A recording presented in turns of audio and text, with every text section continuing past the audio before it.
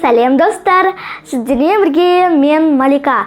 Менің арнама қош келдіңіздер. Бүгін біз сіздермен лаваштан чипс жасайтын боламыз. Ол үшін біз бірінші лавашты осындай 4 бұрыштап турап аламыз.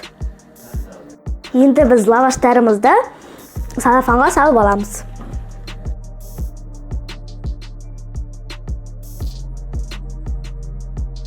Енді біз оның үстіне сұйық май және де кез келген дәмдеуіш қосып жақсылап араластырып аламыз.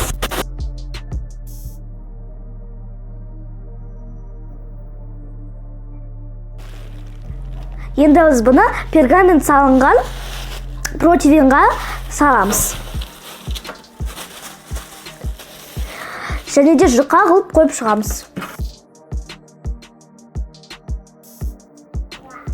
Енді біз бұны 200 градуста 15 минут пісіріп аламыз. Мінекей достар, біздің лаваштан жасалған чипсымыз дайын. Өте қытырлақ, дәмді болып шыққан.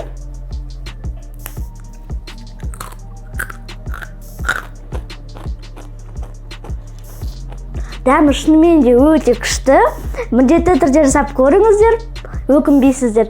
Егер де сіздерге рецепт ұнаса, лайк басып арнама жазылыңыздар, және де комментарий қалдыруды да ұмытпаңыздар. Мен сіздердің барлықтарыңызды жақсы көремін. Сау болыңыздар, ас дәмді болсын.